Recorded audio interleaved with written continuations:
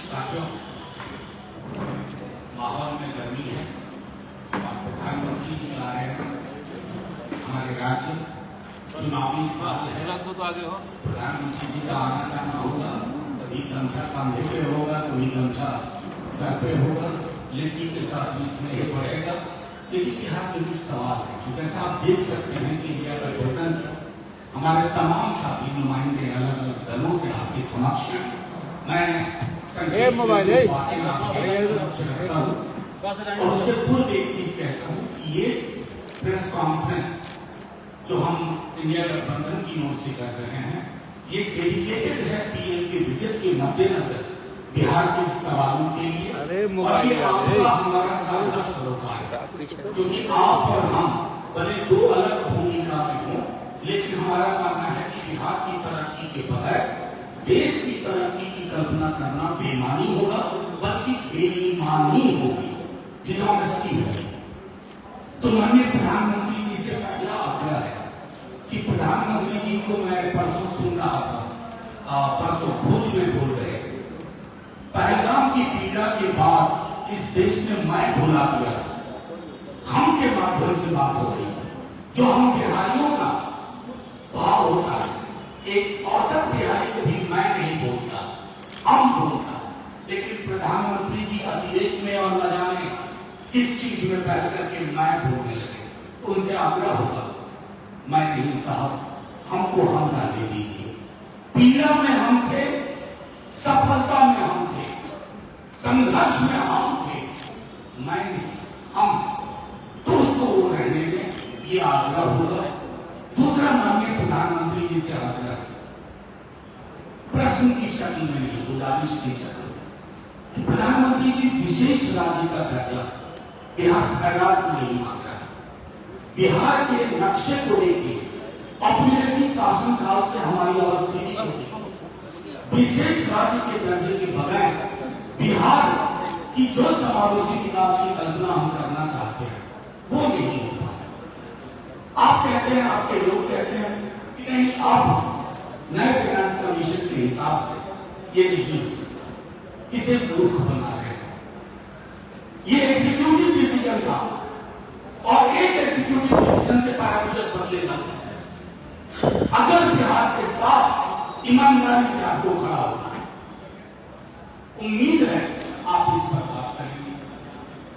तीसरी चीज, माननीय प्रधानमंत्री जी, महागठबंधन जब तेजस्वी जी के नेतृत्व में सरकार में शामिल था तो जातिगत सर्वेक्षण हुआ, उसके आधार पर आरक्षण का दायरा होगा। प्रॉक्सी तरीके से किसने कहा कोर्ट में क्या विरोध उत्पन्न किए, सब आपके हाथ में है प्रधानमंत्री। इसको 9वीं अनुसूची में डालिए और जो बढ़े हुए आरक्षण का दायरा है उसको विवाद से बचाइए। रिलक्टेंटली ही सही, डगमगाते हुए सही, आज आप रास्ते पे आए।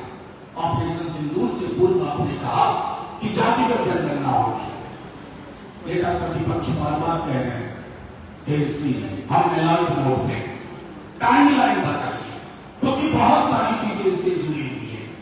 वुमेन रिजर्वेशन जुड़ा है, रिजर्वेशन विद रिजर्वेशन जुड़ा है, सेंसस के साथ डिलिमिटेशन है, और डिलिमिटेशन के बाद आनुपातिक प्रतिनिधित्व बढ़ने की बात है, आरक्षण का दायरा बढ़ने की बात है, और निजी क्षेत्रों में आरक्षण की बात है। तो ये सारी चीजें, मेरा मानना है प्रधानमंत्री जी, बिहार आने को रिकॉर्डिंग से आगे बढ़ करके आपको आगे बढ़ना होगा। एक आखिरी चीज कह करके मैं फिर अपने बाकी साथियों सौंपूंगा। सब लोग संक्षेप में आपने समझ सकते हैं, बिहार को ईर्ष्या किसी राज्य से नहीं है, बिहार को पीड़ा है। बिहार गुजरात की तरह बनना चाहता है आर्थिक रूप से, हालांकि बहुत सारी और मसले। बिहार की तरक्की के लिए प्रधानमंत्री जी को वही नजर चाहिए जिस नजर से गुजरात को आज तक एड्रेस किया गया।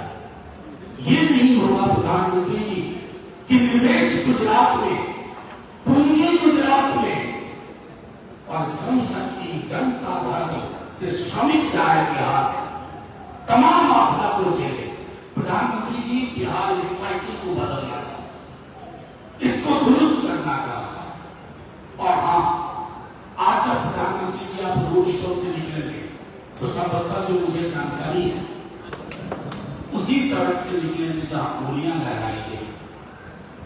प्रधानमंत्री जी बस गुजर जाने को गुजर मत जाइएगा, थोड़ा ठहर जाइएगा और सोचिएगा कि बिहार की गवर्नेंस क्या है, कौन चला रहा है बिहार को। बिहार ना ऑटो पायलट मोड में है ना पायलट और टर्बुलेंस बहुत है। तो प्रधानमंत्री जी चुनावी साल है, लेकिन बिहार चुनाव का भी अपने अस्तित्व को नहीं देखता। इस बात को ध्यान में रखते हुए बिहार में सौहार्द कैसे बरकरार रहे, जो मैंने पहले कहा कि बिहार हम की भावना से सोचता है। इस भय, इस हम को भय और नफरत की आग में मत छोड़िएगा। हम बहुत भुगत चुके हैं। आपसे यह आग्रह होगा, अब मैं आग्रह करूंगा हमारे कांग्रेस के साथी राकेश जी से, सब लोग संक्षेप में अपनी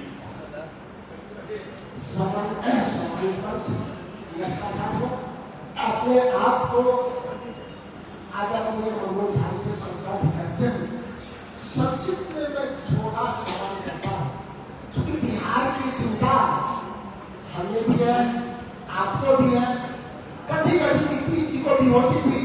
बिहार आएंगे तो बिहार के विकास में हो सकता है मोदी जी भी आंसू आए। मैं इसलिए इस बात को कह रहा हूं कि आज से 4 दिन पहले शासी परिषद का बैठक दिल्ली में हुआ। उससे पहले बिहार सरकार की ओर से बिहार सरकार के मंत्री ने नीति आयोग को पत्र लिखा कि बिहार केंद्रीय योजना में बिहार का अंशदान मात्र 10% रखा जाए, 90% केंद्र सरकार दे। चूंकि पहले भी 75% से लेकर 90% तक अंशदान भारत सरकार देती थी, लेकिन वर्तमान सरकार ने 60-40 कर दिया है और कई योजनाओं में तो 50-50 कर दिया, जिसके कारण 21 विभाग जो भारत सरकार से सीधा संपर्क रखता है उसका कार्य अधूरा है। अगर आप 90% अंशदान नहीं देते हैं तो बिहार अपने विकास का अल्पकालीन, मध्यकालीन और दीर्घकालीन लक्ष्य को पूरा नहीं करेगा।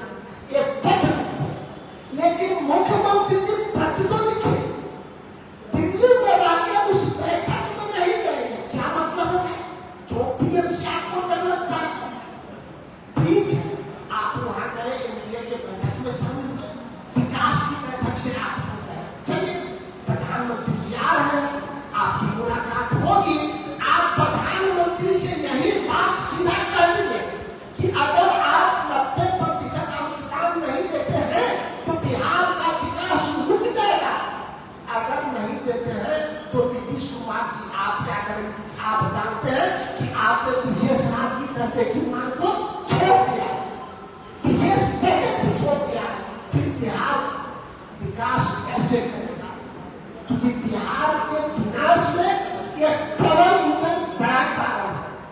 नरेंद्र मोदी जी आते हैं, बड़ी बड़ी बात करते हैं, सिर्फ 5 और छोटे छोटे सवाल है कि नरेंद्र मोदी जी इससे पहले आप आए थे, जितने योजनाओं की घोषणा की थी, 1.25 लाख करोड़ की बोली लगाई थी, क्या वो सब पैसे खातों में गुजरे? नहीं। स्वास्थ्य में आपने जितनी बड़ी बड़ी बात की, यहाँ की आपने दरभंगा में एम्स भी खोल दिया, हो सकता है उन लोगों पर का इलाज हुआ हो, बाकी का इलाज और नहीं हुआ है। आप उद्योग के बारे में आप बोले थे कि चंपारण के चीनी मिल से चीनी बनेगी, हम उसे चाय पिएंगे। कौन सा स्थिति से आप चाय पिएंगे? पढ़ाई के बारे में आपने देखा किस प्रकार में लोग बच्चे लगे हुए बाहर जाने को। किसानों की आज भूमि की बात तो आप किए थे, कहाँ? सबको पक्का की मकान किया वाला कहाँ? दलितों पर अत्याचार की सरकार में बढ़ गई है, गोलियों के बौछार तो ऐसे हो रहा है। कभी कहते पहले गोली चलती थी, अभी तो गोली फुलझड़ी की तरह चल रही है। नीतीश कुमार जी कहते थे, अरे रात में गोली निकलता था जी, पहले तो निकलता था कि रात में, जी कह रहे हैं कि रात में छोटा निकलता था, लेकिन उनके रात में पटना का हाथ गोली चौराहा, डाक बंगला, डेली रोड, जिसको हम जवाहर नेहरू रोड कहते हैं, वहां तत्रा से कोई एक नहीं लगातार चलता है। उसी पे आज प्रधानमंत्री जाएंगे, नीतीश कुमार जी आपसे आग्रह करते हैं उनकी सुरक्षा का ख्याल आप रखें। धन्यवाद। शुक्रिया राजेश जी। अब मैं CPI-ML के साथी से आग्रह करूंगा और बस ये आग्रह होगा बाकी साथियों से कि जो चीजें कहा की नहीं है उसे दोहराया ना जाए। मनोज जी ने तो संपूर्ण संदर्भ को उन्होंने रख दिया है। प्रधानमंत्री बिहार आ रहे हैं और उनका स्वागत है, लेकिन बिहार के चिरलंबित जो सवाल हैं उसके प्रति वो चुप्पी तोड़े।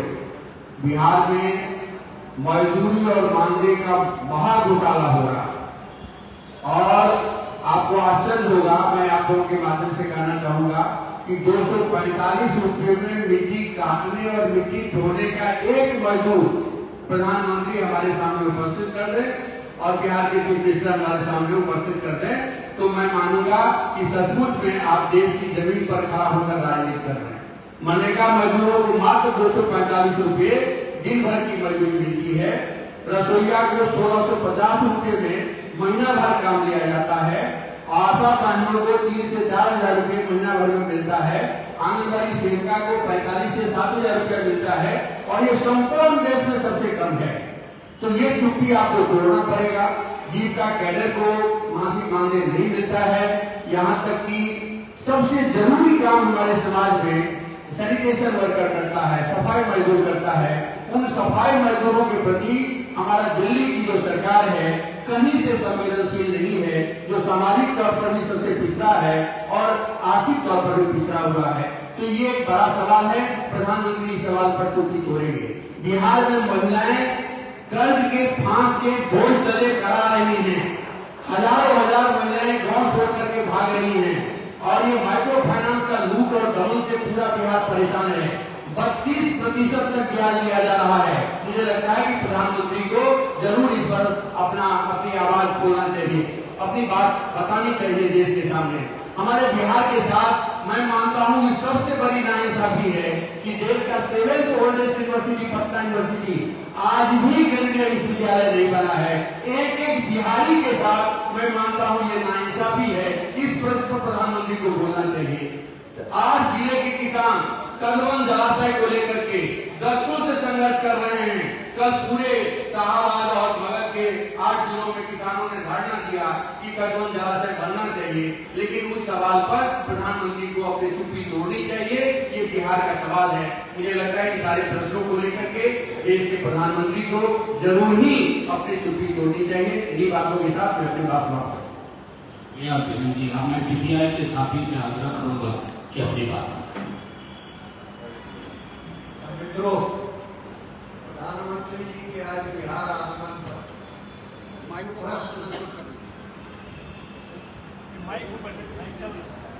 जो प्रश्न हम लोग पूछना चाहते हैं उसकी चर्चा मनोज जी ने और अन्य साथियों ने की है।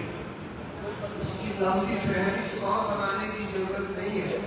मैं सिर्फ ये कहना चाहता हूँ कि जब जब चुनाव के मौके आते रहे हैं पिछले दिनों में, तो प्रधानमंत्री जी आते हैं और तरह तरह की घोषणाएं करके चले जाते हैं और ये सब कुछ जुमलेबाजी बनकर रह जाए। तो कृपा करके इस बार प्रधानमंत्री ये तो बताएं कि पिछले चुनावों के दरमियान जो उन्होंने घोषणाएं की, जो जुमलेबाजी की, वो जुमलेबाजी न रह करके हकीकत में बदले और उसको एक टाइम फ्रेम के भीतर वो क्या कर सकते हैं ये तो बताएं। और उसके साथ ही साथ बिहार के लोगों के जो मौजूद सवाल है जिसपे बिहार की उनकी डबल इंजन की नीतीश बाबू की सरकार विफल है, उस सरकार को कैसे वो देखते हैं और कैसे ये बिहार की समस्याओं के समाधान की दिशा में कारगर रूप से काम हो सके, इसकी भी गारंटी करना उन्हीं का काम है, क्योंकि वही गठबंधन चला रहे हैं। अब वो कब मिलते हैं, कब रुकते हैं, कब मान जाते हैं, ये उनके बीच का मामला है। बिहार की जनता को जो किए गए वायदे उनके अधूरे हैं, वादा खिलाफी है, उसको पूरा कराने की मांग करती है बिहार की जनता और जुमलेबाजी से अलग हट करके हकीकत में सरजमीन पर काम हो इसकी मांग करती है। ये हम देखना चाहते हैं। धन्यवाद। जी के साथी से आगे बढ़ा। बहुत बहुत धन्यवाद। और जो देश के प्रधानमंत्री जी का बिहार दौरा है और सारे हमारे महागठबंधन के साथी ने घोषणा किए और अच्छे किए। हम भी मैं प्रधानमंत्री जी से मैं आग्रह करना चाहता हूँ कि यदि आप बिहार में आए हैं तो बिहार के युवाओं के रोजगार के बारे में जरूर आप कहेंगे। बिहार में या पूरे देश में जो महंगाई बढ़ रही है उसके बारे में जरूर कहेंगे। और विशेष राज्य के दर्जा पर हमारे सांसद साहब तो बोल ही चुके हैं। यदि इस तीनों मुद्दा पर यदि प्रधानमंत्री जी कुछ नहीं कहेंगे तो हमको लगेगा कि हम लोगों को लगेगा कि पुनः ही बिहार को धोखा देने आ रहे हैं। इसलिए कि अगले बार आए थे तो लंबी लंबी बातें कर चले गए और अभी जो भी कहे वो वादा नहीं पूरा हुआ। तो यहाँ के मीडिया के माध्यम से मैं कहना चाहता हूँ कि यदि आप आए हैं तो इस तीन मुद्दा पर जरूर बोले, महंगाई पर, बेरोजगारी पर और बिहार के विशेष राजकीय दर्जा पर। और नहीं तो इसका मतलब कि साफ लग रहा है कि आप पहले वाला बिहारी हम लोगों को समझ रहे हैं। इसलिए याद हो, यदि बिहार से वास्तव में आपसे प्यार है, आपके दिल में सभी बिहार वासियों को दर्द है, तो तीनों चीज ऐलान करके जाइए। और नहीं तो फिर आने वाला यही बिहारी जो 19 में आपने वादा कर गए, 20 में वादा कर गए, अब ये बिहारी आपका बात मानने वाला नहीं है। बहुत बहुत धन्यवाद। अब मैं आग्रह करूंगा सीपीएम के मेरे वरिष्ठ साथी मनोज जी, तमाम लोगों की बातों के बाद मुझे बहुत कुछ नहीं कहना है। हम लोग प्रधानमंत्री से 15 लाख में आज लोग वापस नहीं मांगते। हम और भी उनके भाई पर नहीं हम मान रहे हैं, तो आपने भी सुना है। एक बात में जोर दी, आज एक रोड लेन, एक लेंस रोड और ये सब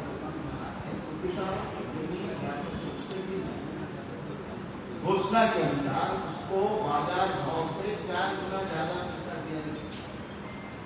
लेकिन आज जब किसान लड़ रहे हैं उसको जेल में भरना, अभी पकुआ के किसान लड़ रहे हैं, बड़ी संख्या में वहां पर जमीन दी जाए, तो ये तो सरकारी घोषणा है, उसको लागू करनी। तो उन किसानों के बारे में सोचिए, प्रधानमंत्री जी आप बोलिए। और मनरेगा के बारे में आपने सुना, हम लोगों की मांग है कि मनरेगा को तो दुरुस्त कीजिए, तो पैसा बढ़ा देंगे पिछले 3 बजट से 86,000 करोड़ पर रुका हुआ। तो एक तो वो पैसा बढ़ाया जाए और शहरी क्षेत्र में भी उसे लागू, ये भी हमारी उनसे मांग है। और सारी बातें आ गई हैं, विशेष हमको कुछ नहीं कहना है। वो आए बिहार, प्रधानमंत्री आते हैं तो उनका स्वागत है, आए। लेकिन बिहारियों की जो आकांक्षा है, जो बहुत लंबे समय से है, और खुद मुख्यमंत्री को हमने गिड़गिड़ाते हुए देखा है जब वो आए थे और वो पटना कॉलेज में जब सभा हो रही थी तो वो गिड़गिड़ा रहे थे कि भाई इस यूनिवर्सिटी को आप बना दीजिए। अब 10,000 करोड़ रुपए का वादा था, उसका कितना मिला हमको पता नहीं। लेकिन जो पटना यूनिवर्सिटी की स्थिति है उसमें तो फैकल्टीज नहीं, प्रोफेसर्स नहीं, तो वो एक पटना यूनिवर्सिटी जिसका कि एक बहुत बड़ा महत्व रहा है।